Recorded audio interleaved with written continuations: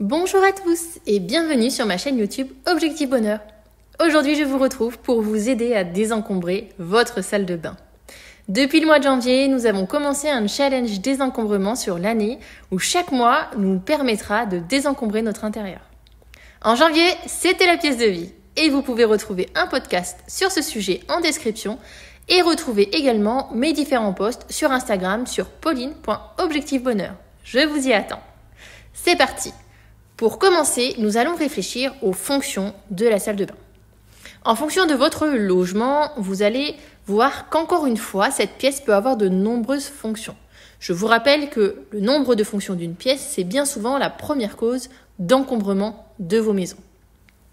Voici les différentes fonctions auxquelles je pense, mais n'hésitez pas à compléter en commentaire parce que peut-être que j'ai pas pensé à toutes les fonctions que pouvait avoir cette pièce. Alors, pour ma part, je vois tout ce qui est hygiène, serviettes de bain, gants de toilette, ça peut être aussi les shampoings, les savons. Tout ce qui est beauté, maquillage, lotion, crème, vernis, produits démaquillants, enfin voilà, tout ce qui est lié à la beauté. Ça peut être aussi un épilateur, un sèche-cheveux, un lisseur, etc. Ensuite, il y a tout ce qui est lié à la santé. Pensez un peu à l'armoire à pharmacie, les pansements, les médicaments, de quoi désinfecter, etc., etc. La buanderie, de quoi gérer votre linge, peut-être la machine à laver, le sèche-linge, la corbeille à linge, la corbeille à repasser, la table à repasser et le fer à repasser, potentiellement, et peut-être même les tendoirs. Et puis aussi la partie cellier, stockage, peut-être des produits ménagers, de la lessive, etc. Donc, comme vous pouvez le voir, on peut facilement dépasser les 2 à 3 fonctions préconisées par pièce pour réussir à désencombrer durablement un intérieur. Et donc, la particularité de cette pièce, c'est que si elle remplit toutes ces fonctions, c'est que bien souvent, vous n'avez pas le choix de faire autrement. Et donc, c'est là que vous allez devoir vous adapter finalement en fonction. Mais vous allez voir, j'ai plein de conseils à vous donner quand même. Allez, on regarde comment on s'y prend pour désencombrer cette pièce ? C'est parti. Pour commencer, on va voir les produits d'hygiène. D'abord, on s'interroge sur les quantités. Ça, c'est hyper important. D'une, on ne stocke pas 2 ans des produits. Et de 2, pas besoin de 15 senteurs différentes, notamment pour les gels douche et les shampoings. Et justement, vous allez voir que si vous ne stockez pas, vous allez pouvoir adapter vos produits à votre peau ou vos cheveux. Par exemple, il y a des fois, vos cheveux ils vont être plutôt cassants. Parfois, ils vont être plutôt gras en fonction des saisons. Et aussi, vous allez pouvoir adapter la senteur en fonction peut-être de la météo et de vos envies. Je sais pas, moi, l'hiver, j'aime bien la senteur coton enveloppante, vous voyez. Et puis l'été, je vais aimer plutôt la vanille, le monoeil, voilà, des choses qui sentent bon l'été, quoi. Donc voilà, ça c'est quelque chose à laquelle il faut réfléchir. Ensuite, pensez aussi aux savons et shampoings secs. Alors moi, j'y suis pas encore passée pour la salle de bain parce que mon chéri, il est pas encore hyper chaud et il faut que j'arrive à le convaincre.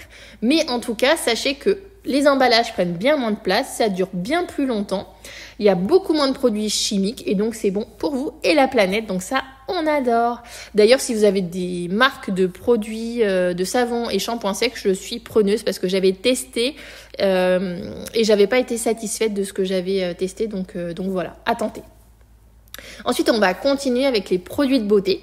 Donc ça va être tout ce qui est crème, lotion, maquillage, etc. Alors d'abord, vous allez entièrement vider votre tiroir, placard et tout mettre sur un plan de travail. Vous allez nettoyer le tiroir et le placard. Voilà, c'est l'occasion, clairement. Et puis ensuite, vous allez mettre de côté tout ce que vous n'avez pas utilisé depuis plus de 6 mois. Parce que ça veut dire que si vous ne les avez pas utilisés depuis plus de 6 mois, que ce soit des crèmes, des lotions ou du maquillage, déjà d'une, c'est que ça ne vous convient pas. Ça ne fait pas partie de votre routine beauté. Et en 6 mois, vous avez forcément eu une occasion pour utiliser ces fameux produits de beauté. Et donc, si ça n'a pas été le cas, c'est que vous ne les aimez pas, ça ne vous convient pas. Ensuite, vous allez réfléchir à votre routine beauté, justement. Qu'est-ce qui est le mieux pour vous, votre peau ou celle de votre famille ? Pour le reste, vous allez donner, jeter, vendre, mais ne vous encombrez pas. Ne stockez pas, ne gardez pas. en pensant que vous allez finir par utiliser ou finir par finir le produit en question. Car je sais que vous ne le ferez pas, je suis passée par là. Et vous allez voir que quand vous aurez fait ça, vous allez prendre plaisir à acheter des produits qui vont vous permettre de prendre soin de vous. Vu que vous aurez réfléchi à votre routine beauté, vous allez vous dire peut-être que ce que vous achetiez en quantité x10, pas cher, parce que justement ça faisait un gros investissement, peut-être que vous allez acheter plus qu'un seul produit qui vous durera 6 mois et qui sera complètement adapté à votre peau et de qualité. Et ça fait du bien au moral. Là, vous allez avoir envie de prendre soin de vous parce que vous aurez une salle de bain qui sera complètement désencombrée, complètement clean. Et ça, c'est génial. Allez, on continue. Maintenant, on va continuer avec les médicaments. Là aussi, même combat, on vide tout, placard, tiroir, on met tout sur un plan de travail. On le nettoie, comme d'hab, important. Et puis ensuite, on va regarder toutes les dates de péremption. Et on rapportera à la pharmacie tout ce qui est périmé. D'accord ? Souvent, les pharmacies, alors soit elles vous reprennent tel quel, soit sinon, il faut mettre tout ce qui est carton à la poubelle, carton et puis notice, et mettre juste vraiment ramener que le flacon. Bon, ça dépend de votre pharmacie, mais en tout cas, ils reprennent. Ensuite, vous allez rapporter également toutes les boîtes que vous ne savez pas à quoi ça sert. Parce que croyez-moi que quand vous allez tomber malade, si vous ouvrez le tiroir, vous n'allez pas vous amuser à ouvrir chacune de ces boîtes.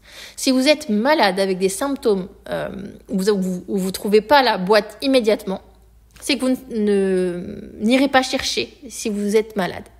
Donc, ce qu'on fait, c'est que tous ceux qu'on ne sait pas ce que c'est, on rapporte également à la pharmacie. Après, il va falloir quand même garder un petit stock, alors pas forcément beaucoup de quantité, mais pour soigner les bobos, désinfecter, donc pansements, tout ce qui est paracétamol, avoir pour vos enfants et pour vous. Mais pareil, on n'a pas 10 boîtes d'avance chez soi, on en a 2 ou 3. À l'occasion, si on va chez le médecin, bon bah voilà, il peut nous en represcrire.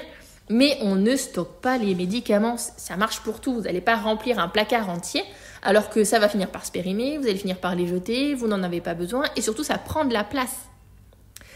Une fois que vous aurez fait tout ça, vous serez impeccable et prête à avoir une armoire à pharmacie au top du top.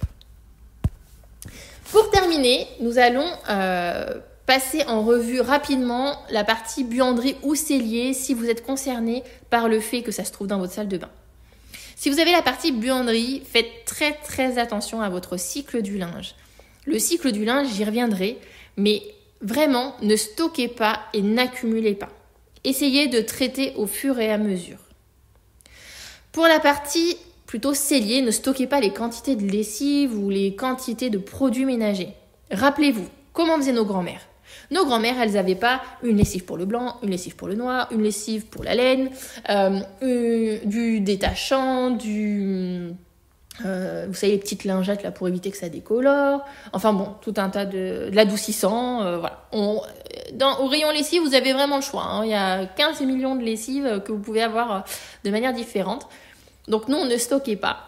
Moi, personnellement, j'utilise une seule et même lessive pour tout mon linge. C'est une lessive qui est faite à partir de savon de Marseille et de bicarbonate. Je vous remets aussi en description la recette et ma vidéo pour la faire vous-même. Et honnêtement, c'est économique, écologique, c'est top. Et du coup, je n'ai plus qu'un seul bidon de lessive et ça lave très bien. Et pour terminer, pour les produits ménagers, de la même manière, on évite de stocker. N'oubliez pas que le vinaigre blanc et un bon chiffon, ça fait 80% du job dans une maison. Avec tous ces éléments, j'espère que vous avez réussi à désencombrer votre salle de bain. Si ce n'est pas encore fait et que ça va vous motiver à le faire, mais vraiment, vous allez voir, dans quelques mois, quand on aura fini de faire la maison entièrement, votre vie aura véritablement changé. Je vous fais plein de bisous et je vous dis à très vite pour un prochain podcast. Ciao!